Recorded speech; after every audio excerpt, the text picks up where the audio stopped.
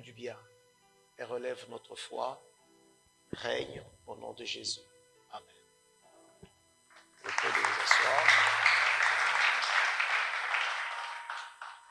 Bénissons le Seigneur. Nous vous saluons ce matin au nom de Jésus. Chers amis, nous sommes heureux de nous retrouver avec vous dans la maison de Dieu et autour de la parole de Dieu. Sans plus tarder, je voudrais vous inviter à effectuer une lecture dans la parole de Dieu, une ou deux. Néanmoins, je vous donne les références. Je reprendrai donc quelques versets que j'avais déjà mis à votre disposition depuis le jeudi, mercredi. Le livre de Luc au chapitre 16. Luc 16, 9 à 13. Luc 16. Nous allons prendre également 1 Roi, chapitre 18, verset 21. Je lis Luc, chapitre 16, à partir du verset 9. Il est écrit, « Et moi, je vous dis, faites-vous des amis avec les richesses injustes, pour qu'ils vous reçoivent dans les tabernacles éternels quand elles viendront à vous manquer. Celui qui est fidèle dans les moindres choses, l'est aussi dans les grandes. Celui qui est injuste dans les moindres choses, l'est aussi dans les grandes. Si donc vous n'avez pas été fidèle dans les richesses injustes, qui vous confiera les véritables?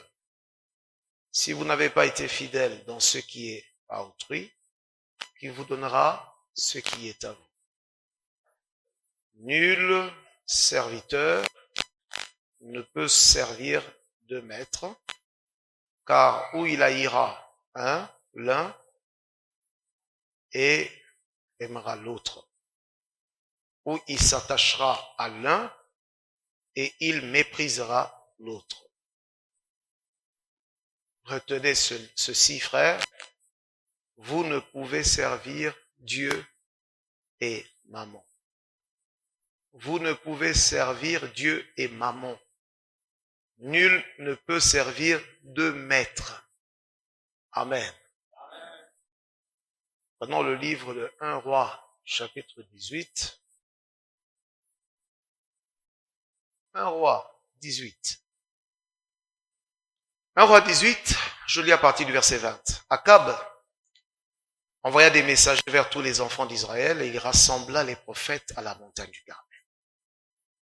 Alors, Élie s'approcha de tout le peuple et dit, « Jusqu'à quand vous allez continuer à clocher des deux côtés? Jusqu'à quand clocherez-vous des deux côtés? Si c'est l'Éternel qui est Dieu, alors allez après lui. Si c'est Baal qui est Dieu, allez après lui. » Le peuple ne lui répondit rien. Et Élie dit au peuple, « Je suis resté seul des prophètes de l'Éternel. Il y a 450 prophètes de Baal. » Amen. Je bénis le Seigneur, je rends gloire à Dieu. Nous sommes toujours très heureux d'être dans la maison de Dieu. Alors, ce matin, je voudrais rappeler, pour ceux qui n'étaient pas là mercredi, jeudi, notre message où nous sommes arrivés au point où nous parlons des compromissions. Les compromissions. Ça veut dire les compromis avec le diable, le compromis avec le monde. J'aimerais que tu me suives parce que beaucoup de gens passent à côté de la bénédiction de Dieu à cause de la vie des compromissions. Nous avons une difficulté aujourd'hui. Nous ne savons pas faire la différence entre la vie chrétienne et la vie mondaine. Sans doute parce que certains n'ont pas eu l'occasion, comme je n'arrête pas de le dire, d'écouter le message de l'évangile. Tu sais, ne viens pas à l'église pour combler une chaise. Ne viens pas dans la maison de Dieu pour faire partie de la décoration. Dieu n'a pas besoin de notre décoration. Dieu a besoin de ton cœur. Il y a des gens qui sont dans la maison de Dieu qui sont des passagers. Alors que Dieu veut que tu sois un messager. Aujourd'hui, il y a un mélange dans l'église. Quand vous regardez les chrétiens, vous avez l'impression que ce sont des païens, mais qui ont tout un peu, on a un peu tout déguisé comme ça. La difficulté que nous avons avec vous, les chrétiens congolais, je voudrais vous parler à vous. Le problème, c'est le mélange. Le problème, c'est l'absence de décision. Les gens ne veulent pas être totalement au Seigneur. On estime qu'on peut vivre un pied dedans, un pied dedans. Frère, ne venez jamais à l'église, passer dans l'émission Kuchanga Maboko. Non. Oh, j'ai des problèmes, j'irai là-bas parce que je vais prier. Ça n'a rien à voir. Ce que le Seigneur veut, c'est ton choix. Il faut que tu fasses un choix. Beaucoup de gens fréquentent les églises, ils n'ont pas fait le choix. Vous fréquentez encore les païens, les mondains, la vie mondaine. Et vous voulez aussi en même temps servir le Seigneur. C'est une chose qui n'est pas faisable. Il faut oublier ça. Il y a incompatibilité. Nous allons le lire dans 2 Corinthiens 6. Pour les lecteurs de la Bible, nous le lirons un peu plus tard. Dans 2 Corinthiens 6, il dit ça clairement. Il dit, il n'y a pas de lien. Il n'y a pas de rapport. Il n'y a pas de relation. Alléluia. Alors le Seigneur Jésus dit, retenez avec moi ce matin que on ne peut pas, il dit, aucun serviteur ne peut servir deux maîtres. On ne peut pas servir deux dieux. Abi, ou tu vas aimer un et tu vas haïr l'autre. Ou tu vas t'attacher à l'un et tu vas rejeter l'autre. Mais sinon, on ne peut pas servir deux dieux à la fois. Nous étions en train de parler de l'Égypte, d'Israël, qui est sorti de l'Égypte. Mais nous nous sommes rendus compte que, en cours de chemin, ou en cours de route, certaines personnes parmi Israël ont tendance à toujours évoquer ce qu'ils avaient laissé en Égypte. Et à un moment donné, dans Exode 32, nous avons vu ensemble que pendant que Moïse n'était pas là, le peuple restait avec Aaron. Le peuple a demandé à Aaron de faire une divinité. Mais ils ont demandé spécialement un veau. Un veau qu'ils ont fait avec de l'or. Et je ne reviendrai pas sur l'or, on a déjà parlé. Mais comment vous pouvez expliquer des gens qui ont vu la puissance et la main de Dieu, ce même Dieu qui les a fait sortir de la captivité, de l'esclavage, ils se retrouvent dans le désert, sur le chemin. C'est ça le problème. Ils sont sur le chemin de la destinée. C'est pendant cette marche-là que certaines choses vont commencer à se manifester. Je dis bien, c'est pendant cette marche, c'est pendant cette traversée-là, pour aller vers la destinée, pour aller vers la terre promise, que certaines choses ont commencé à se manifester. Certains désirs ont commencé à se manifester. Et Moïse était étonné. Il dit, mais Aaron, moi je t'ai laissé avec le peuple. Là, c'était dans Exode 32. Je t'ai laissé avec le peuple, mais comment ça se fait que toi, tu t'es permis de faire un veau d'or pour que Israël vienne l'adorer? Il dit non, c'est le peuple qui m'a mis la pression. Je vous ai dit, si vous êtes dans le monde et que vous cédez à la pression du monde, certainement, vous retournerez aux choses du passé. Le monde est là pour nous faire la pression. Et vous connaissez le meilleur allié du monde. Le meilleur allié du monde, vous le connaissez? Son partenaire le plus fidèle, c'est qui? La chair. Voilà pourquoi lorsque quelqu'un n'est pas complètement dépouillé de la vie de la chair, de la vie du péché, lorsque le monde l'attire, il va céder. Parce qu'en lui, il y a du répondant. Alléluia. Lorsque nous étions plus jeunes dans les choses de Dieu, les serviteurs de Dieu nous disaient, vous imaginez qu'on est en train de faire un contrôle dans la ville ou bien on fait un bouclage, parce qu'à cette époque-là, le bouclage était fréquent, les bouclages étaient fréquents. Il dit, et qu'on commence à aller chercher dans les maisons les effets militaires. Si on trouve chez vous, chez toi, des effets militaires, on te prend. Ça veut dire que toi, tu es complice. C'est la même chose. Le diable ne peut pas se permettre d'agir dans votre vie s'il n'a pas trouvé chez vous des choses qui sont à lui. Je vais parler de manière très simple. Le péché n'a de force et de pouvoir que là où le cœur est disposé au péché. Ça veut dire les gens qui sont sortis de l'Égypte, mais qui ont encore en eux les désirs de l'Égypte. Tu dois être sincère. Je l'ai toujours dit, dans les choses de Dieu, c'est la sincérité. Dans les choses de Dieu, on ne vient pas prouver. Tu n'as rien à prouver à personne. Tu n'es pas là pour nous. Si tu n'as pas dit Amen, c'est pas nos affaires. Tu n'es pas venu à l'église pour moi. Tu n'es pas venu à l'église parce que tu dois faire plaisir à quelqu'un. Tu ne dois pas oublier que c'est Dieu qui t'appelle. Tu ne dois jamais oublier que tu dois te soumettre à ce Dieu-là. Mais le problème, c'est que beaucoup de chrétiens ne sont pas sincères. Les gens veulent montrer ce qu'ils ne sont pas. Oui, je vais y aller. Aujourd'hui, je vais être sec. Parce que dans les choses de Dieu, nous jouons beaucoup. Les païens sont à l'aise dans nos églises. Et le monde est à l'aise au sein de l'église. Alléluia. Dis Amen bien. Le Seigneur Jésus dit, mes chers amis, je vais vous donner un enseignement. Apprenez une chose. On ne sert jamais 2 maîtres. Vous ne pouvez pas satisfaire 2 maîtres au même moment. Et surtout que ce sont 2 maîtres qui sont opposés. Comment tu peux servir le monde et servir l'église?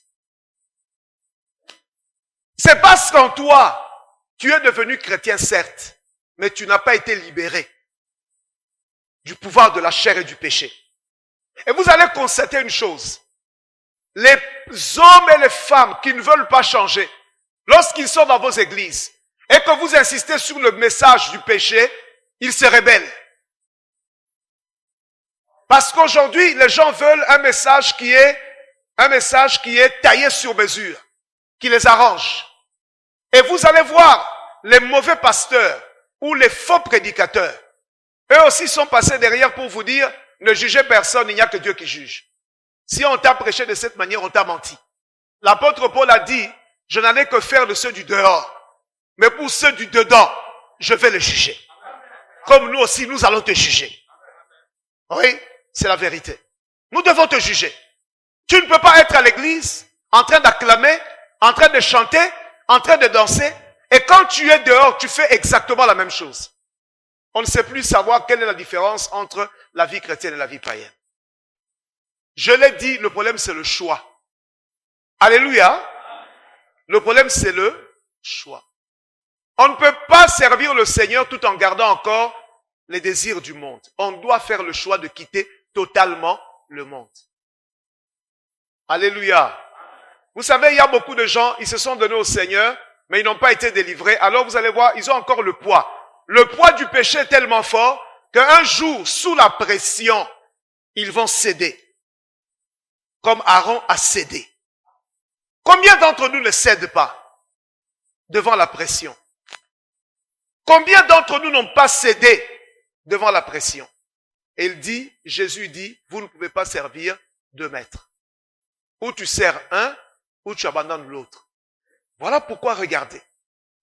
La Bible dit quelque part que lorsque quelqu'un est passé par la délivrance, il dit que les démons qui sont chassés, chaque démon va aller chercher 7 autres plus puissants que lui. Et ils reviendront se tenir devant la vie de cette personne. La vie de cette personne est comme une maison qu'on a nettoyée. Ils vont venir se tenir là. La Bible dit que lorsqu'il y aura seulement une petite saleté, ils vont entrer. Écoute ce que la Bible dit. La Bible dit que l'état de cette personne-là sera pire qu'avant. Voilà pourquoi tu verras des gens qui ont fait 5 ans dans le Seigneur, 6 ans il était à l'église, la 7e année il quitte la foi, mais il devient encore pire que lorsque il était païen. Vous vous posez des questions, cela est dû à quoi? Mais c'est normal, tu ne peux pas servir de maître. À un moment donné, tu vas aimer l'un et tu vas haïr l'autre. Et vous allez constater que ces gens-là deviennent le premier à critiquer les églises et à critiquer les serviteurs et à critiquer les choses de Dieu. Comprenez, sous la pression, leur cœur est allé vers le Dieu à qui ils étaient véritablement attachés. Le problème de l'homme, c'est le cœur. Si vous n'avez pas aidé l'homme, vous n'avez pas aidé la personne à être libérée dans son cœur de l'amour du monde, ça va lui jouer de tour plus tard. Voilà pourquoi j'insiste beaucoup. Une femme prostituée qui prête, mon frère, une femme qui était dans la prostitution et qui a accepté Jésus-Christ, laissez-lui le temps d'être travaillé, transformé par le Seigneur. Parce que si le travail n'est pas fait, si tu l'épouses, tu vas souffrir. Ce n'est pas parce qu'elle veut vivre dans le péché, parce que sa volonté est liée. Sa volonté est liée par le pouvoir de la chair et la domination de la chair. De la même manière avec un frère qui est voleur. Les gens qui n'ont pas été délivrés, ils deviennent voleurs à l'église. Les gens amènent leurs enfants à l'église pour les encadrer. C'est à l'église, les bazobebi sarabana. Et kobo katina Yesu. Kindumba katina Yesu. Lokuta katina Yesu. Et comme même là kindoki katina Yesu. Comment vous expliquez ça? Le problème, c'est le choix. Vous ne pouvez pas être, alléluia, comme je l'ai dit ici la dernière fois, tu ne peux pas tenter de traverser une rivière en mettant les pieds dans 2 barques différentes. Les jambes, pardon. Tu mets une jambe dans une barque, tu prends l'autre, tu mets dans l'autre barque. Comment ça va se passer? Un jour, qu'est-ce qui va arriver? Tu vas devoir sauver ta vie. Pour sauver ta vie, tu feras le choix. C'est-à-dire, tu vas sauter les 2 pieds sur une barque. On ne peut pas faire les 2 à la fois. Alléluia. Alors, c'est comme ça que vous voyez que les gens veulent revenir à Dieu. Quand les gens viennent à l'église, moi je suis persuadé, convaincu, parce que, en tout cas, dans la majorité des cas, les gens cherchent Dieu. Il y en a qui veulent se réconcilier avec Dieu. Alléluia. Mais, il y a une condition qu'il faut poser. Ce n'est pas n'importe qui revient et dit, je viens au Seigneur. Non, il faut poser les bonnes conditions. Les bonnes conditions, c'est que ces personnes doivent se réconcilier avec Dieu. Ça veut dire que l'Éternel doit redevenir le Dieu de leur vie. Jésus doit être le maître. Beaucoup de gens ne veulent pas que Jésus soit le maître. Ils veulent diriger leur vie eux-mêmes. C'est comme ça que les gens développent leur propre doctrine. Quelqu'un qui vous dit, moi, quel que soit ce que vous dites dans vos églises, moi je fais ce que moi je pense. Dans la foi chrétienne, nous ne faisons pas ce que nous pensons. Nous faisons ce que Dieu nous dit de faire. Je n'ai pas dit amen, pourquoi? Alléluia. Et laissez-moi vous dire qu'il y a des choses dans la Bible avec lesquelles nous ne discutons pas parce que ce sont des lois de Dieu. Mais il y a aussi des choses qui relèvent des convictions. N'est-ce pas? Quelqu'un était dans le monde, était un grand buveur d'alcool. Il quitte le monde, il donne sa vie à Jésus. Le Saint-Esprit le convainc qu'il doit abandonner l'alcool. Il abandonne l'alcool. Mais il y a des choses pour lesquelles la Bible est claire. On vous les interdit. Ne les faites pas. Le péché, la désobéissance à la parole de Dieu, la violation de la loi de Dieu, la transgression. La Bible vous interdit certaines choses. Mais tu entends des gens qui vous disent, non, moi, je fais ce que je pense. Je n'ai pas la conviction que je dois abandonner l'homme avec qui je suis. Est-ce que pour abandonner l'adultère et l'impudicité, tu as besoin de conviction? Ou tu as besoin de t'aligner à la parole de Dieu? Il ne faut pas confondre avec l'alcool et le reste. Ça relève de la conviction. Mais il y a des choses qui sont claires. La Bible refuse que toi, chrétien, tu sois un voleur. Mais on te dit que c'est Dieu qui a permis que tu te trouves face à cette situation. Dieu connaissait ton problème.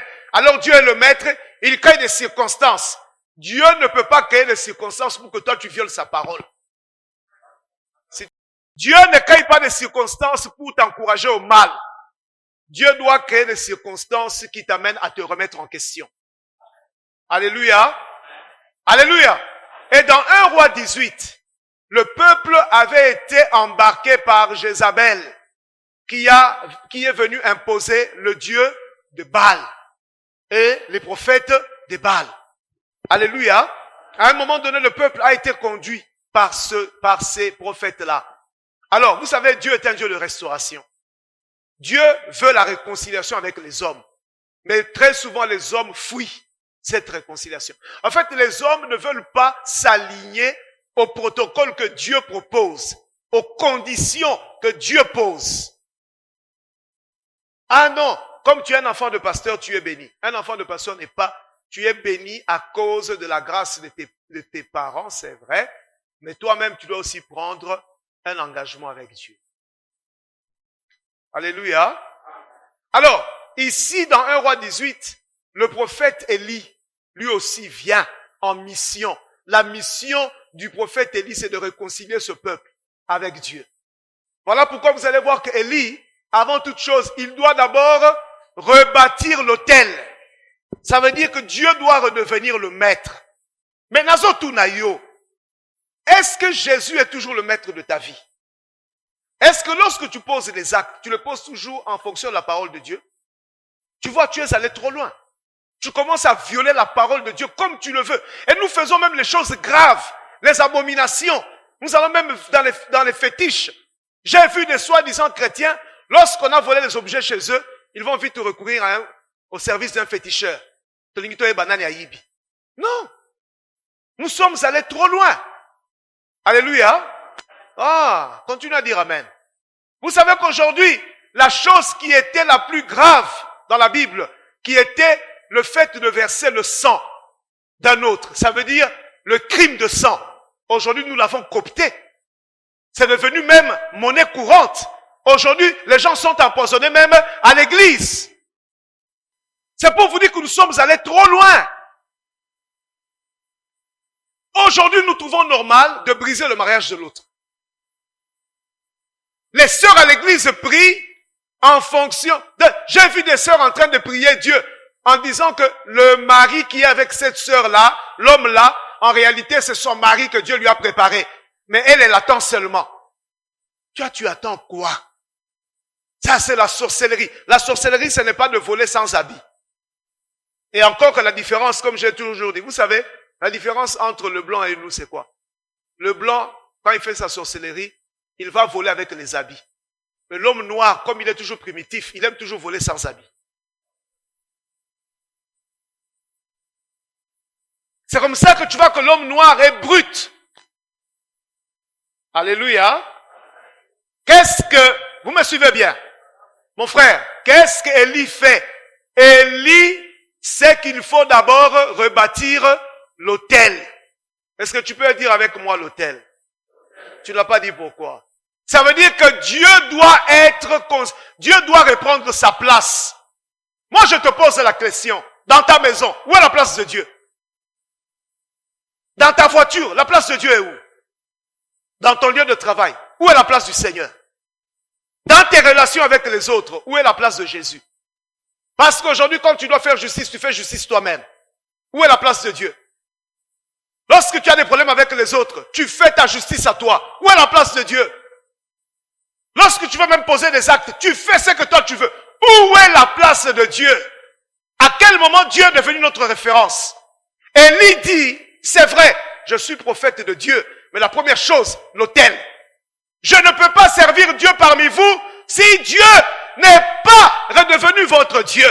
Je ne peux pas vous annoncer l'évangile si vous n'acceptez pas l'auteur de l'évangile et le maître de l'évangile.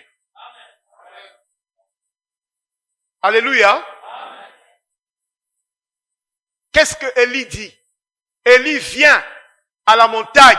Nous sommes dans 1 Roi 18. Avant de rebâtir l'autel, vous voyez?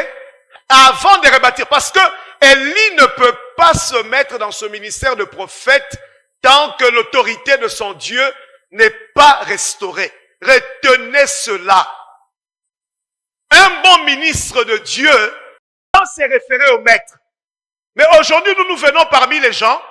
Nous ne voulons pas restaurer l'autel, mais nous allons directement faire le service. Oh, Dieu m'a parlé. Dieu m'a parlé de quoi? Même si Dieu parle, l'homme a quand même sa part. La part de l'homme, c'est de se conformer à la parole de ce Dieu-là. Voilà pourquoi Jésus a interdit en disant, on ne donne pas les choses saintes aux chiens.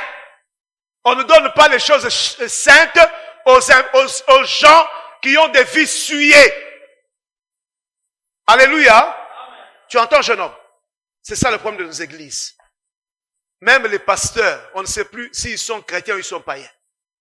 Moi, je ne comprends pas les pasteurs qui défrisent les cheveux là. C'est quoi? Tu es marié, tu veux séduire qui? Est-ce que vous me comprenez? Oui, soyons sérieux. Tu es marié, tu as même déjà 6 enfants. Tu continues à mettre les cœurs sur la tête. Tu cherches qui tu veux séduire? Qui? La personne que tu devais séduire, tu l'as déjà séduite? Tout ça parce qu'il y a encore un peu de monde en nous. Oyo kangole. So bon le monter maté so kozala ndokio. Parce que dans ma terre modèle so bon la monter maté c'est que yo bakangayo. C'est ça normalité. Et puis moi la mutafa d'église parce que le bapona moyibi parce que le papa mais amen. Mais asa moyibi mais amen. Parce que le bapona kindumba parce que amen. Yo ka telemi pe preach. Teya motei, na teya motei. Yo okokende sambiselo. Ma blague est silly. Nous ne voulons plus blaguer. Jésus revient bientôt. Ma ce qui est silly, frère. Nous devons sauver les âmes. Eh, dis-le encore, alléluia. Même si je suis un peu lourd ce matin, mais le corps, nous l'avons déjà vaincu. Alléluia. Il faut bimana bakambwa pamba pamba wana. Na âge na yo. Permettez-moi, ceux qui nous suivent sur les réseaux sociaux, je parle un peu lingala. Na âge na yo wana yo ne ozawa. Frère, n'a préféré couteau à la moupagane ou assumer vie na yo na ekobo que okoma mundimi ba ndo kangolo ko na mwana muke na kati ba hôtel. Mais c'est vraiment bête. Et ça sonite. Na âge na yo, c'est une honte. Et puis na âge spirituel ya yo. Na kati l'église, ambambamba kokoko, so ki polo baka kimbala, e banite mais yebaka loko moko, le parler en langue dans la vie d'un menteur, dans la vie d'un adultère. Donc nous mettons ça en doute. L'Esprit de Dieu ne peut pas nous conduire au mal. C'est l'Esprit qui habite en Dieu. En fait, c'est Dieu lui-même. Mais comment Dieu peut habiter en nous et il nous encourage au mal? Il y a un problème. C'est un problème de choix. Alléluia. Amen. Ah, dis-le. Les 10 minutes ici, je ne te laisserai pas tranquille. Alléluia. Amen. Oui. Élie dit, mes chers amis, avant que je ne fasse le service, d'abord, si c'est l'Éternel qui est Dieu, faites quoi? Allez après lui. Si c'est Baal, suivez Baal. Voyez le cheminement. Avant qu'il agisse comme prophète, il faut d'abord restaurer l'autel. Mais avant de restaurer l'autel, il pose d'abord la question. Lisez dans la Bible. Avant de restaurer l'autel, il commence d'abord par la question. Vous avez fait quel choix? Vous voulez servir qui? Dites-moi d'abord. Je ne peux pas être parmi vous pensant que vous acceptez mon Dieu. Je vais servir ce Dieu-là au milieu des cœurs rebelles. Il dit non, ça j'accepte pas. Faites d'abord le choix. Qui vous servez? Baal ou l'Éternel? Et après je peux prester comme prophète. Mais avant de prester, Dieu doit régner. Le problème c'est que Jésus ne règne pas. Lorsque tu vois un chrétien qui vit encore dans le désordre, il faut se poser des questions. Où est le règne de Jésus? En fait, en réalité, écoutez-moi. Frère, lorsque quelqu'un reçoit Jésus dans sa vie, en vérité, je dis bien en vérité, parce que lorsque tu reçois Jésus dans ta vie, la Bible dit que tu meurs. Tu prends l'engagement de mourir dans la chair et tu es ressuscité avec Christ. Beaucoup de gens ne sont pas morts. Beaucoup de gens sont évanouis. Parce que quelqu'un qui est mort, même si tu prends le mets, qu'il aimait, permettez-moi un peu cette... même si tu prends une nourriture qu'il aimait beaucoup, tu glisses devant son nez, il ne va pas se réveiller. Parce que sa chair n'est plus sensible. Il est mort par rapport à la chair. Mais lorsque tu mets et que le mort, vous dites, il n'était pas mort. Et il y a beaucoup, ils se sont évanouis. Et vous allez voir, ce sont des Congolais. La plupart, ils vivent dans les émotions, dans les choses de Dieu. Ils tombent, ils pleurent. Mais le lendemain, vous voyez la même personne qui a pleuré à l'église, qui s'était mis à genoux. Moi, je ne comprends pas ces gens de chrétiens. Lorsqu'ils sont à l'église, ils se mettent à genoux. Ils pleurent à chaudes larmes. À peine ils sortent de l'église. Tu entends, jeune homme? Tu sors ici, là dehors, tu le trouves en train de se taper des poings avec quelqu'un d'autre. J'ai compris que c'est les émotions. Et nous, les Congolais, c'est les émotions. Beaucoup de gens ne sont pas convertis. Ils sont dans les émotions. Arrête avec les émotions, là. Les émotions des circonstances. Lorsque tu entends un message qui touche un peu ton cœur, mais en réalité, toi-même, tu n'es pas libéré. Et je disais qu'il faut être sincère. Le problème, c'est que nous ne sommes pas sincères. Nous voulons faire croire aux gens que nous sommes spirituels. Frère, la foi n'est pas une compétition. Il n'y a pas lieu de prouver aux gens que je suis debout. D'ailleurs, même la Bible dit, vous qui êtes debout, faites attention. C'est la Bible qui le dit. Ah oui. Élie dit, faites d'abord le choix. Il dit, si c'est l'Éternel qui est Dieu, allez vers lui. Si c'est Baal, allez vers Baal. Mais faites d'abord un choix. Et ensuite, nous allons mettre l'autel. Parce que l'autel, ça veut dire que Dieu doit régner. Ce matin, j'insiste. Lorsque vous avez accepté Jésus, vous l'acceptez une fois pour toutes. Je ne comprends pas ces gens qui acceptent Jésus 10 fois dans l'année. Qui veut accepter Jésus? Un mois après, un autre prédicateur vient. Qui accepte Jésus? Maintenant, regardez ce qui se passe. Lorsque les gens sont avec nous dans les églises, ils ne sont jamais sincères avec nous. Mais lorsque c'est un autre prédicateur qui vient, un prédicateur qu'on a invité, vous allez voir les peuples qui courent derrière lui pour aller faire des prières de repentance. Mais vous êtes des hypocrites. Mais parce que vous êtes ici avec votre pasteur, c'est vers lui qu'il faut venir. Allez vers Élie, parce que c'est Élie que Dieu a établi. Mais vous voulez que lorsque les gens viennent, vous allez derrière eux, oh, pasteur, je veux un entretien. Vous allez voir, vos fidèles, lorsqu'ils sont avec vous, ils ne viennent jamais dans les entretiens de repentance, mais avec d'autres pasteurs invités. Là, ils partent faire des repentances. La sincérité. Tu peux tout cacher aux hommes, mais comment tu peux le cacher à Dieu? Alléluia. Comment pouvons-nous cacher à Dieu? Faites le choix ce matin. Vous êtes sortis de l'Égypte. C'est pour aller à Canaan. Ce n'est pas pour retourner en Égypte. Tu sais, en Égypte, même si vous étiez en train de manger les concombres et la viande, ça ne reste pas moins que votre statut là-bas, c'est être un esclave. Parce qu'il y a des gens qui ont voulu nous dire, oui, même si je vis dans cette, Dieu me comprend. Voyez, le problème de celui qui est tombé, c'est qu'il commence à vouloir amener Dieu à son niveau. Ça veut dire tenter de faire croire que Dieu peut accepter ce que nous faisons. Dieu ne peut pas accepter ce que nous faisons. Sinon, ça devient une abomination, nous l'insultons. On ne peut pas baisser Dieu à notre niveau. Dieu ne peut pas comprendre ce que nous faisons. Dieu ne peut comprendre que sa parole. Et c'est à nous de souscrire à la pensée de Dieu. Ce n'est pas à nous de croire que Dieu va changer. C'est cette affaire dont je vous parle, du jugement là. Oh non. Oui, Dieu voit dans les cœurs. Mais nous voyons comment. Je crois que c'est Samuel, si je ne me trompe pas, lorsqu'il a fallu choisir Saoul. Je peux me tromper. Il dit que les hommes regardent à ceux qui frappent aux yeux. Mais l'Éternel regarde au cœur. En fait, c'est pour dire quoi? Nous les hommes, la seule chose que nous pouvons voir, c'est ce que nous voyons avec les yeux. Le cœur, c'est Dieu qui connaît. Maintenant, les gens qui vous disent, ah non, vous là, vous voulez juger, Dieu regarde au cœur. Mes frères, mais si déjà moi, je vois la débauche dans tes actes, c'est ton cœur qui va loger la sainteté. Donc le péché que je vois là, Dieu l'a vu aussi. Et Dieu ne peut pas être content. Alléluia. Est-ce que tu as compris ce que je veux dire? Il faut faire le choix. Ce n'est plus le moment de commencer à... Il y a des gens qui veulent faire les équilibristes. Vous connaissez les équilibristes? Il est sur une corde, et il veut... Non, frère, à un moment donné, tu vas tanguer. Tu vas tomber quelque part. Il faudrait que tu te ressaisisses. Fais un choix. Alléluia. Alors, le problème, c'est que 2 Corinthiens chapitre 6, l'apôtre Paul nous dit non. L'apôtre Paul nous dit, cette équation que certains veulent essayer, c'est une équation qui est impossible. C'est laquelle? L'équation du mélange. Il y a des gens qui veulent faire cette opération-là. C'est le seul miracle qui n'est pas possible dans la foi chrétienne. Alléluia. Ah, mais oui, je l'ai dit, hein. Le seul miracle qui n'est pas possible, c'est lequel? C'est de concilier Dieu et Satan.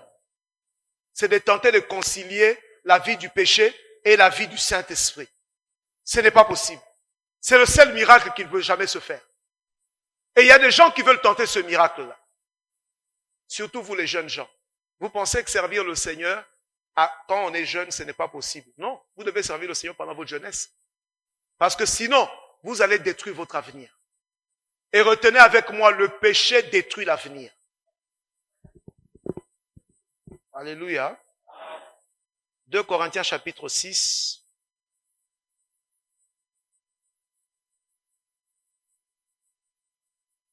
Je lis à partir du verset 14. 2 Corinthiens 6 à partir du verset 14. Ne vous mettez pas avec les infidèles sous un joug étranger, car quel rapport y a-t-il? Vous voyez ce qu'il dit? Vous lisez avec moi? Ne vous mettez pas avec eux. Avec qui? J'aimerais que tu le dises de ta bouche. Ne vous mettez pas avec les infidèles sous un joug étranger. Car, quel est le rapport qu'il y a entre... Allons, lisons-le.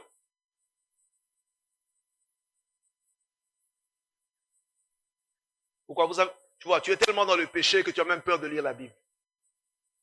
Libère-toi, parle. Quel rapport y a-t-il entre la justice et l'iniquité? Ou qu'y a-t-il de commun entre la lumière et les ténèbres? Quel accord? Tu vois, il dit, Mokolonini Yesu na Belial basigna protocole d'accord. C'est moi qui le dis un peu terre à terre. Alléluia. Il dit, quel accord? Boyo kaninini en lingala. Quel accord y a-t-il entre Christ et Bélial? Ou quelle part quelle est la part entre le fidèle et l'infidèle? Quel rapport y a-t-il entre le temple de Dieu et les idoles? Car nous sommes le temple du Dieu vivant, comme Dieu l'a dit, j'habiterai et je marcherai au milieu d'eux, je serai leur Dieu et ils seront mon peuple. C'est pourquoi, sortez du milieu d'eux et séparez-vous, dit le Seigneur. Ne touchez pas à ce qui est impur et je vous accueillerai. Alléluia. Quel rapport? Permettez-moi, bien-aimé, d'intensifier la chose. Quel rapport?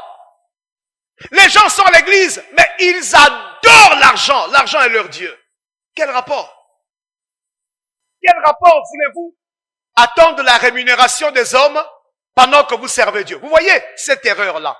Les serviteurs de Dieu veulent qu'on leur donne l'argent parce qu'ils veulent la rémunération des hommes. Il dit, mais quel rapport? Parce que celui qui appelle au ministère, c'est Dieu. Si vous devez vous attendre à une rémunération, c'est celle qui vient de lui, pas celle des hommes. Mais nous avons toujours cherché la rémunération des hommes, l'argent. Je dois prier pour vous, donnez-moi une offrande. Je dois prier pour vous, donnez l'action de grâce. Je dois prier pour vous, donnez, je ne sais pas quoi, une offrande d'élévation.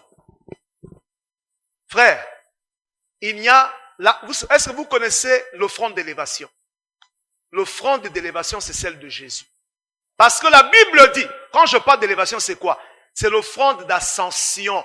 Ça veut dire, on vous prend du bas, on vous amène vers le haut. Or, la véritable ascension, c'est celle de quitter le royaume des ténèbres. La Bible dit, il nous a amenés de ténèbres vers le royaume de lumière, le royaume de son Fils. La Bible dit que Jésus est allé dans les régions inférieures de la terre. Il a pris des hommes, il a pris des femmes, il est monté avec eux. C'est lui qui a fait ça. L'élévation vient de lui. Ça veut dire, c'est lui qui vous prend du bas et qui vous amène vers le haut. Il vous fait quitter les sphères des ténèbres, les sphères de l'enfer, des malédictions de l'obscurité, et vous amène vers les sphères de la grâce, où la lumière de Dieu est éclatante. C'est ça la véritable offrande d'élévation. Mais maintenant, attention, il y a aussi une autre offrande d'élévation, c'est laquelle?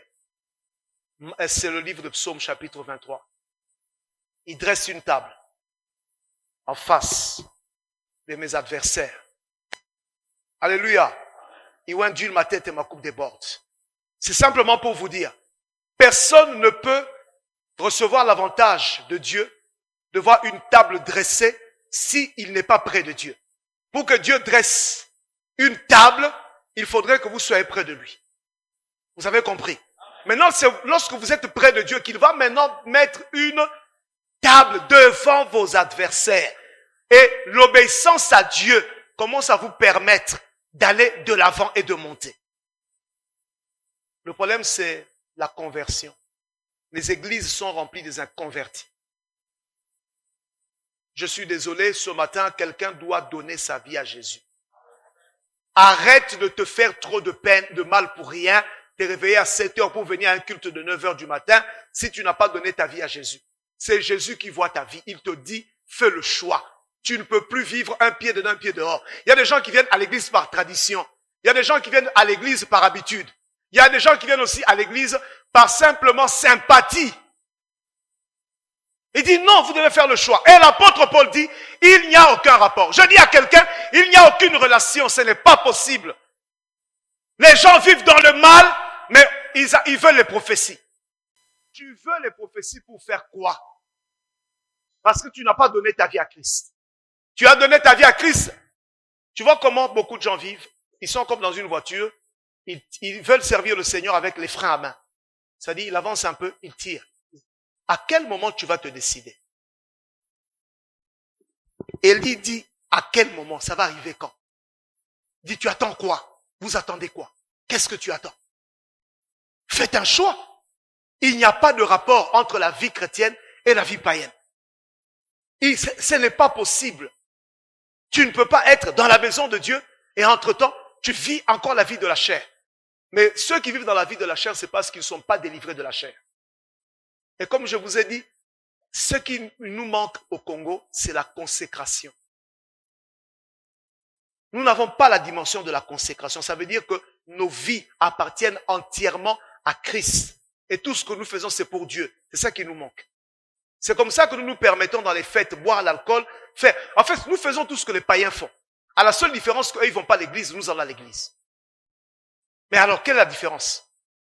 Qu'est-ce que je vais réclamer auprès de Dieu comme avantage pendant que je vis la vie que Dieu m'interdit de vivre? Nous prenons des copines, nous les appelons des fiancés. Et lorsque vous vivez avec quelqu'un sans être marié, en fait, vous êtes dans le péché. Vous devez vite vous repentir. Mais nous restons dans cet état et nous trouvons ça normal. Mais c'est dangereux. C'est comme ça que la Bible dit, fais un choix rapidement. Il n'y a pas de rapport. Parce que nous voulons nous-mêmes donner une interprétation de la parole de Dieu. Dieu comprend. Alléluia. Alors pour certains chrétiens, je pourrais dire qu'il leur est arrivé ce que la Bible dit dans le livre de 2 Pierre 2, verset 22. 2 Pierre 2, verset 22 dit qu'à certains, il leur est arrivé ce que le prophète a dit. Le chien est retourné à ce qu'il avait vomi.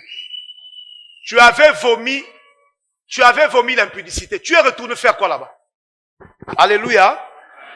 Suivez-moi s'il vous plaît. Il y a même des gens qui dorment. Tu n'as pas dormi chez toi. Il faut dormir à l'église. C'est terrible. Tu es retourné à ce que tu as vomi. Pour quelle raison? Qui t'a attiré? Qu'est-ce qui t'attire? Toi qui courais si bien. C'est ce que l'apôtre Paul dit aux Galates.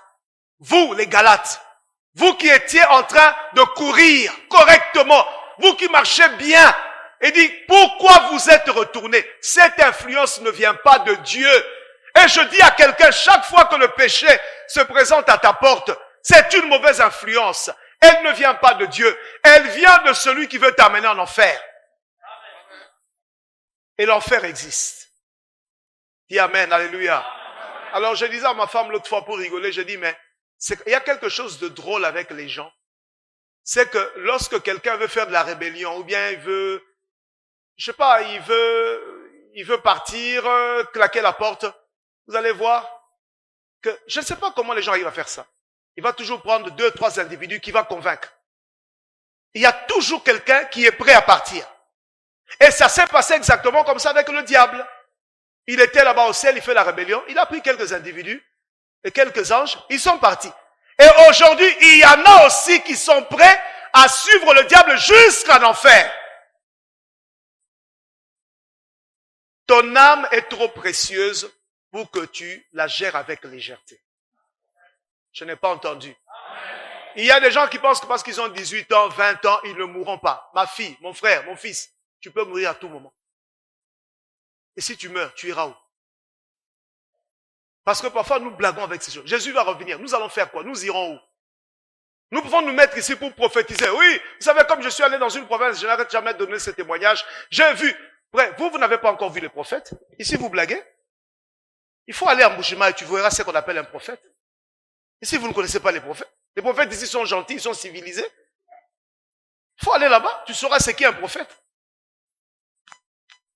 Vous savez, j'ai vu quelqu'un, lorsqu'il prophétise les autres, c'est la première fois que j'ai vu ça. J'ai vu des frères se lever avec des liasses d'argent, en train de lui jeter ça sur le corps. Et en Chiluba, ça sonne mieux. Akula!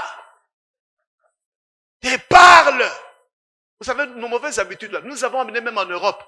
J'ai rencontré un Canadien qui est d'origine colombienne. Un jour, on est avec lui ici, et puis il me dit, Akula, Akula! Je dis, ça veut dire quoi ça? Il dit, non, j'entendais ça souvent dans l'église, il y avait des mamans qui criaient, Akula, Akula! Je dis, tu sais ce que ça veut dire au moins? Il dit, oui, ça veut dire parle, parle. Vous les Congolais faites avec ça. Alléluia. Non, c'est très sérieux. C'est sérieux. Jésus va revenir. Mais qu'est-ce que nous sommes en train de faire? Alléluia. Nous avons fait tomber tout ce qu'il y avait comme fondamentaux. Nous devons récupérer. Élie a dit, l'autel, les fondamentaux doivent être rétablis. La parole de Dieu doit être rétablie. Et les choses qu'on doit rétablir, c'est la crainte de Dieu, la sainteté, la piété, la consécration. Nous ne pouvons pas travailler sans rétablir ces choses-là. Aujourd'hui, les gens vous disent, non, Zambar au Salanaï. Non. Rétablissons d'abord les fondamentaux. Alléluia. Je peux vous faire rire une minute. Tu vas entendre ce que je veux dire. Est-ce que tu vas entendre?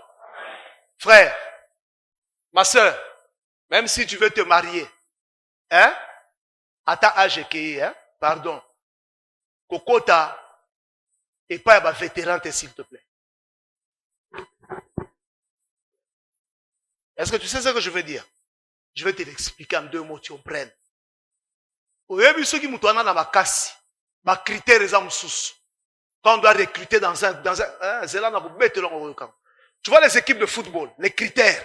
Les gens de faire l'exercice, Pema et tout ça. Mais lorsque quelqu'un a déjà perdu la foi, il est maintenant chez les vétérans. Chez les vétérans, frères, il n'y a pas de critères. Quelqu'un peut venir avec un gros ventre. Il peut jouer même 2 minutes seulement. On accepte tout le monde. N'acceptez pas ça. Le problème, c'est ça. Quand vous avez déjà perdu la foi, les fondamentaux sont tombés, vous acceptez tout. Oh non, attends, l'essentiel, un païen qui fume comme une cheminée. Mais le problème, c'est que comme tu es maintenant chez les vétérans, il n'y a plus d'exigence. Est-ce que les vétérans lisent ces raté? Moutio Salamougira pas dans mon atome à soya. Mais, Macharo comme il combien? Oh, vieux, Bandato Banda Kabi. Petit Changa la bête dans 2 minutes, voilà. Et puis, tu vois, il entre là. Viens, s'il y a bien, la paix, madame. C'est ça les vétérans. Il n'y a pas de critères. Il n'y a pas de critères. Mais nous, dans les choses de Dieu, il y a les critères.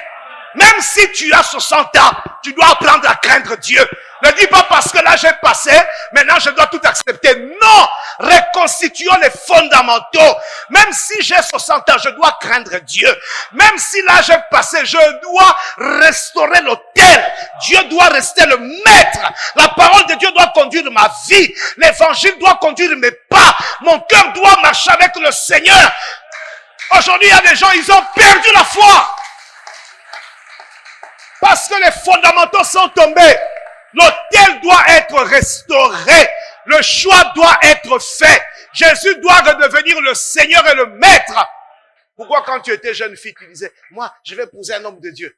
Maintenant, là, à 60 ans, tu veux épouser qui? Tu veux épouser qui? Tu sais, quand tu vas rentrer chez toi, va dire ça même à ta femme, mais à ton mari, dis-lui, l'homme, c'est un vétéran. Il faut lui dire les vétérans. Vous savez, les vétérans acceptent tout. Il y a un moment, même ceux qui, bon, Zambézate, n'importe qui vient au nom de la prophétie, tu vas accepter. Parce que les fondamentaux sont tombés. On vous fait même les superstitutions. Parce que les fondamentaux sont tombés. Reconstitue l'autel. Remets les fondamentaux en place. La crainte de Dieu, où est-elle passée? J'ai vu des jeunes filles venir à l'église, mais elles vivent dans la débauche. J'ai vu les jeunes gens venir à l'église, des hommes, mais qui marchent loin de Dieu. Ce n'est pas normal. On a un problème. Faisons le choix. Frère, si tu voulais aller chanter dans Zaïko ou dans Viva la Musica, va chanter. Va chanter, mais n'amène pas ça à l'église.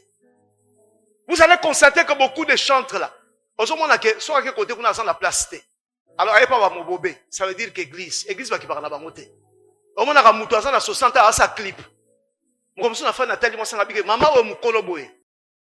Na H, na eux, azo que nous sommes l'album, pour la tina. Par mon asso, le besoin de l'okuta. Même binobo boka morate. Na tuni, même binobo boka morangote. Loba sincère, boka morangote. Yo mukolo na H, oza maman mukolo. Occupe-toi de tes enfants. On a qu'à ça l'album. Album en peut bozo quand même n'enga bête les en mais. Oza ka petit moi quartier parce que moi mi balé ya petit. Yo beta gamme, viens, kota la somme viens. Ah ben, on a fait maintenant un orchestre. Tu vois, le problème, c'est celui-là. On doit faire un choix. Vous savez, une fois, nous avions des activités qu'on appelle Bruxelles pour Christ. Ça veut dire que c'est une marche qu'on faisait dans la ville de Bruxelles pour déclarer que Bruxelles est à Christ. Et un frère est arrivé de Kinshasa. On avait une marche un samedi là. Tu vois, c'est des marches où on prie, on parle avec des banderoles. Venez à Christ et tout ça. Ah, il y a un frère là, il est venu, il nous a fait danser, je vous dis. Et yes, mais nous, on était emballés, on est partis, il nous a fait danser. Cool, 2 jours après, je ne sais pas, mes frères, on s'est rendu compte que ce gaillard-là, qui était arrivé de l'Afrique, il nous a fait danser toutes les danses qui étaient à la mode à l'époque.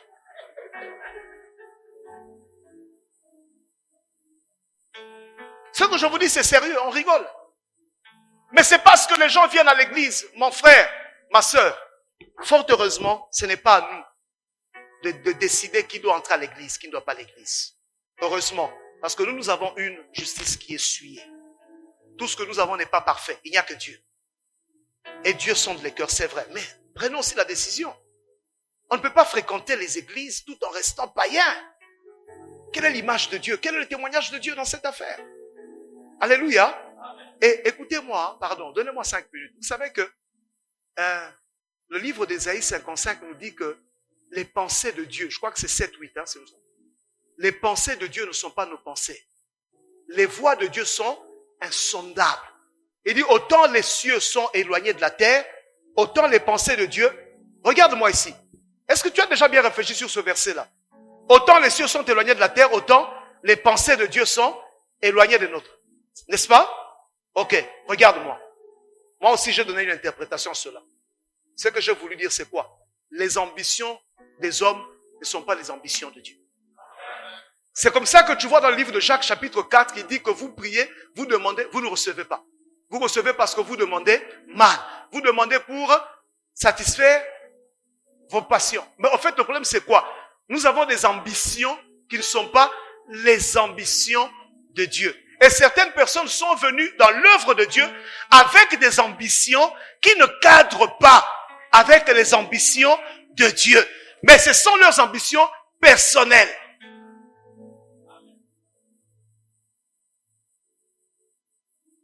Ah non, vous savez, nous devons avoir une très grande église. Ce sont tes ambitions. Qui t'a dit que Dieu veut que pour cette communauté-là, vous soyez à 2000, à 10 000? Qui a dit? Vous voyez, parfois nous transposons nos ambitions sur celles de Dieu. Tout ça parce que le cœur est encore en Égypte. C'est en Égypte que les gens s'entretuent. Est-ce que vous le savez? Oh, mais oui, c'est en Égypte que Moïse s'est permis de venger un Israélite qui était malmené. Il a tué un Égyptien. Ça, c'est l'Égypte. Mais lorsqu'il a fallu servir le Seigneur, Dieu, dans l'alliance avec Dieu, Moïse a compris qu'il n'était plus question de prendre une épée pour aller tuer. Les ambitions des hommes ne sont pas celles de Dieu. Nous sommes à l'église, mais marchons selon la parole de Dieu. Où est parti l'autel? Je m'arrête là. Où est parti l'autel de Dieu? Il est allé où? Regarde, avant de rétablir l'autel, il a demandé de faire le choix, n'est-ce pas? L'offrande va la déposer où? Hein? L'offrande va aller où? Ce n'est pas sur l'autel. Ok. Mais avant d'établir l'autel, d'abord faites le choix. Il pose la question, où c'est Dieu, où c'est Baal? À ce moment-là, nous allons dresser l'autel. Ok? Et à l'autel, on pourra déposer l'offrande. Et à ce moment, je peux prophétiser. Mais regardez ce que nous faisons. Les gens ne font pas le choix. Nous voulons déjà qu'ils déposent l'offrande. Je ne sais pas est-ce que vous comprenez ce que je dis? Les gens doivent rétablir l'autel, les fondamentaux. Et à ce moment-là, lorsque l'autel est prêt, on peut leur dire, déposez maintenant l'offrande. Mais nous prophétisons, les gens n'ont pas rétabli l'autel, et nous voulons qu'ils donnent l'offrande. Ils donnent l'offrande sur quel autel? L'autel, c'est l'autel de la parole de Dieu. Ils déposent leur offrande sur quel autel? Et toi-même, comme tu es là, tu veux seulement déposer l'offrande, mais tu n'as pas rétabli l'autel. La relation avec Dieu, d'abord. Jésus doit redevenir le maître. Il dirige ta vie et tes pas. C'est Jésus. Tu dois faire le choix ce matin. Ou tu vis avec Dieu, ou tu vis dans l'alcool, ou tu vis dans la débauche, ou tu vis dans le vol, ou tu vis dans la sorcellerie, ou tu vis avec Dieu. Mais il n'y a pas d'accord, il n'y a pas de mélange. Aujourd'hui, nous avons fait le mélange. Voilà, même nous avons amené la superstition à l'église. La superstition. Comment nous l'avons amenée? Par l'utilisation des objets. Le bois, l'huile, l'eau. C'est la superstition. Les choses de Dieu ne doivent pas passer par... La puissance de Dieu ne doit pas passer par les objets. La puissance de Dieu agit par la foi. Il faut qu'on donne sa vie à Jésus, sérieusement, frère. Je vous dis sérieusement, donnons nos vies à Jésus. C'est parce que si je dis seulement vous, c'est comme s'il n'y a que vous qui devez vous remettre en question. Nous tous, nos vies à Jésus. Tu viens à l'église, mais ton cœur a de la haine contre tel. Tu dois te venger. Alléluia. Alléluia. En fait, nous avons eu beaucoup de prédicateurs qui sont talentueux, tout ça, mais qui n'ont pas l'amour. Et qui n'ont pas développé le message de l'amour. Parce qu'en réalité, toi là, tu n'as pas besoin de la vengeance. Tu as besoin d'être guéri. Oh, mais oui. Parce qu'aujourd'hui, au lieu d'être guéri, nous demandons la vengeance. Et nous avons même développé des enseignements qui vont dans ce sens-là. Mais la Bible dit que Dieu ne veut pas la mort du méchant. C'est pour cette raison que toi et moi, on tient encore, hein, parce que Dieu ne veut pas notre mort. Est-ce que tu avais compris que si Dieu te renouvelle le souffle, c'est parce qu'il ne veut pas la mort du méchant? C'est parce que Dieu ne veut pas la mort du méchant. C'est comme ça que toi et moi, nous sommes encore là. Parce que Dieu veut nous donner le temps de nous repentir. Et nous-mêmes, au lieu que Dieu nous sauve, nous devons être guéris dans nos cœurs. Au lieu de chercher à ce que Dieu frappe nos ennemis. Jésus a dit, je ne suis pas venu pour les justes. Il dit, si c'était pour le juste, je ne serais pas venu. Il est venu pour les sorciers. Il est venu sauver les criminels, les assassins. C'est comme ça que tu as vu la différence entre Christ et les souverains, les sacrificateurs. Pourquoi? Parce que lorsqu'on a amené la femme qui était attrapée en flagrant délit, on dit quoi? Flagrant. Compliqué. Flagrant délit d'adultère. Qu'est-ce que eux voulaient? Il faut la lapider. Mais qu'est-ce que Jésus voulait? Non, il faut la sauver. C'est ça. C'est pour cette raison que je tiens encore. Alors toi, tu ne peux pas croire que parce que tu fais tout et n'importe quoi, Dieu ne t'enlève pas la vie. Tu dis non, tu penses que ce que tu fais est bon. Ce n'est pas bon. Nous vivons à cause de la miséricorde. Alors Dieu est en train de tirer cette miséricorde en longueur, en se disant, j'espère qu'il aura le temps de se repentir. J'espère qu'elle va avoir le temps de se repentir. C'est pour cette raison qu'il a permis que tu viennes ici ce matin. Parce qu'il a voulu que tu puisses se repentir. Tu ne peux plus continuer, arrête ça. Et je dis encore, si tu vis avec un homme sans être marié, tu es dans l'impudicité. C'est tout. Si tu vis avec une femme sans être marié, vous êtes dans l'impudicité. Voyez comment nous ne craignons plus Dieu. Au lieu d'abord de nous mettre à l'abri, parce qu'on dit on ne sait jamais, la mort peut intervenir à tout moment, Jésus peut revenir, je risque d'aller en enfer. On reste dedans. On dit Dieu comprendra et on va arranger. Non! Ça ne marche pas comme ça. Dieu doit d'abord reprendre sa place à travers le respect de la parole, qui sont les fondamentaux. Ça veut dire cette chose qui est un péché, je la rejette d'abord. Je me mets dans une position où j'arrange avec Dieu et Dieu va me conduire par la suite. Est-ce que tu ne peux pas te réveiller ce matin? Réveille-toi. La Bible dit réveille-toi, toi qui dors. Parce que le péché nous endort. Tu as vu, la chair, elle, nous endort. Et nous serons surpris. Et dit non, non. Réveille-toi, toi qui dors. Et relève-toi d'entre les morts. Et Christ va t'éclairer. Maintenant, toi, réveille-toi. Réveille-toi. Réveille-toi. Alléluia. Je clôture ici. Si j'ai été amené depuis un temps à revenir sur ces choses, c'est parce que je réalise que même dans les grandes communautés, même dans les églises, l'iniquité ou l'œuvre de l'iniquité continue à agir. Les gens empoisonnent les autres, les gens récupèrent les maris des autres, les gens font du mal aux autres, toujours au sein de l'église. Alors ça devient dangereux. Ça devient très dangereux. Donc il faut que les gens reviennent ils doivent revenir aux fondamentaux. C'est quoi? L'autel. Jésus doit redevenir le Seigneur. La parole de Dieu doit nous conduire. Nous devons revenir reviens à Dieu. Ne t'entête pas. Reviens à Dieu. Reviens à Dieu. Tu ne peux pas sacrifier ton âme à cause d'un mariage. Tu ne peux pas sacrifier ton âme à cause d'un travail. Tu ne peux pas sacrifier ton âme à cause des biens matériels. Tu ne peux pas sacrifier ton âme à cause de l'argent. Tu ne peux pas. Ou à cause d'un désir éphémère. Tu ne peux pas. Même la gloire du monde, elle est éphémère. Les gens qu'on a acclamés hier, on ne les acclame pas aujourd'hui. Mais pour revenir sur les vétérans, en football, on les appelle les anciennes gloires. Est-ce qu'ils ont encore la même influence?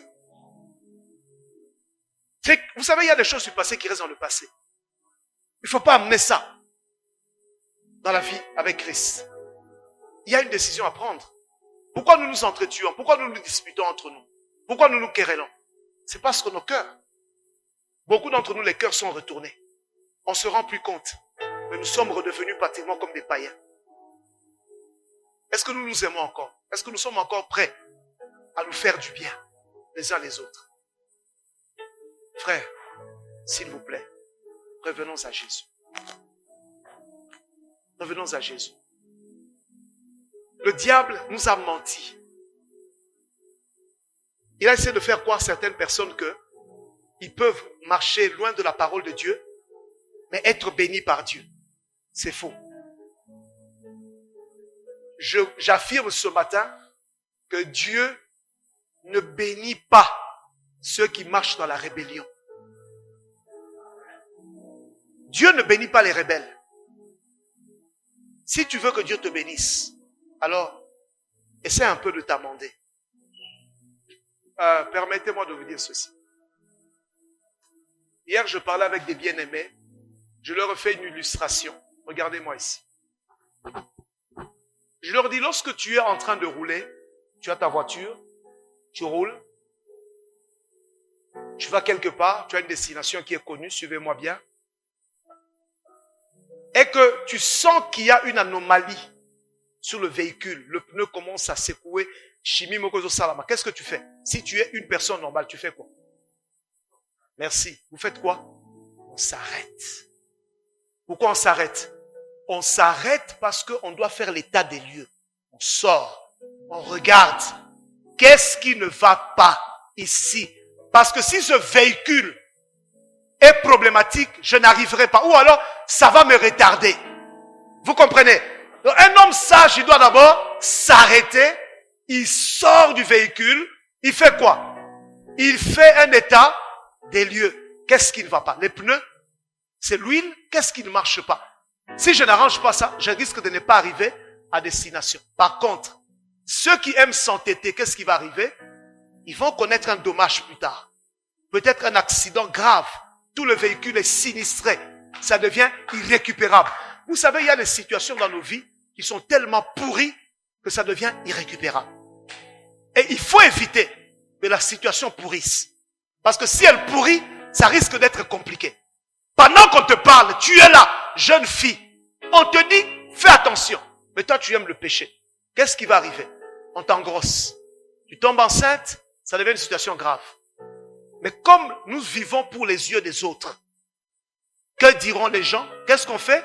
Le chemin le plus court, c'est lequel? On accumule. Le sinistre sera difficile à réparer. Le sinistre va être difficile à réparer. Si on est sage, qu'est-ce qu'on doit faire?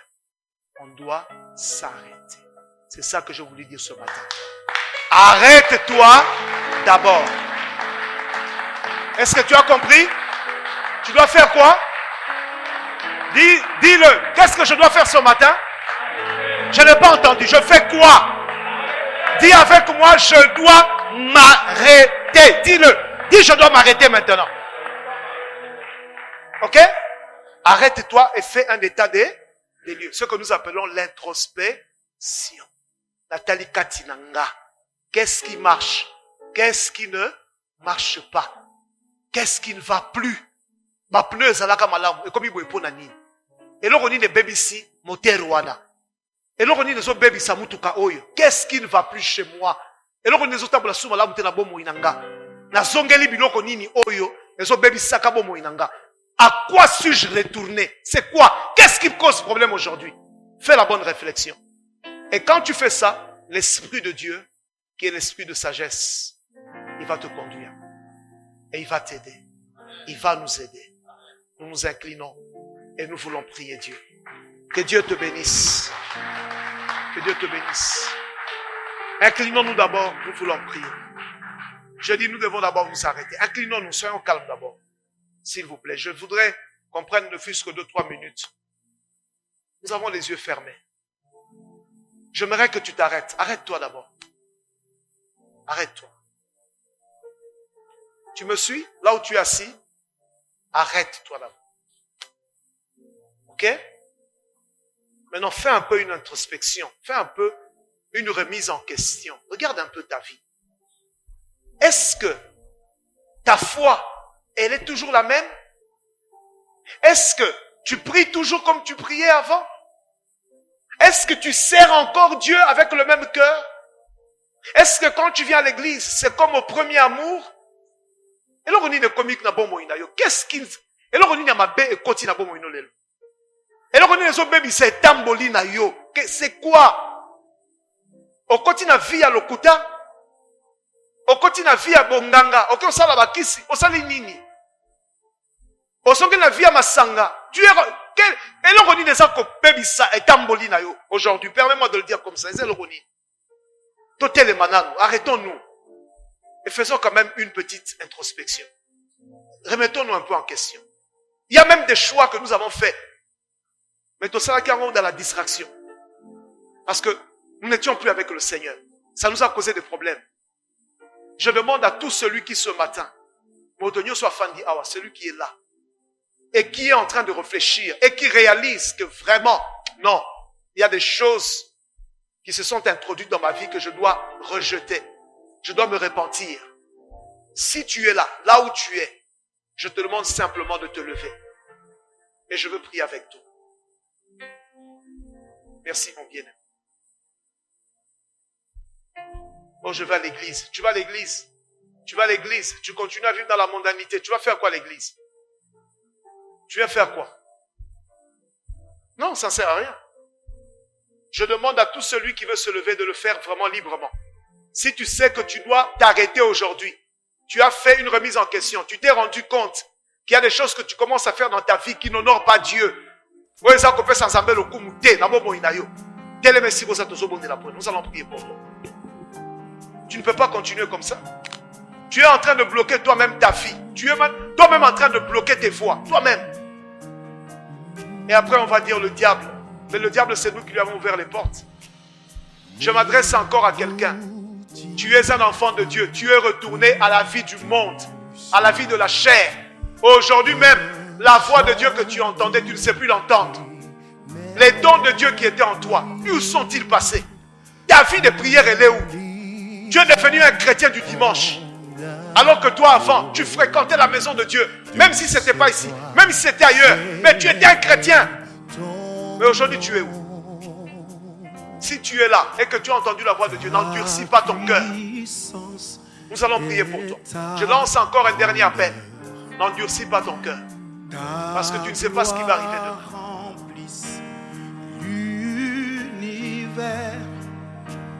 Pour ceux qui sont debout, que Dieu vous bénisse. La Bible dit, l'orgueil précède la chute. Et l'humilité précède l'amour. La Bible dit que si celui qui...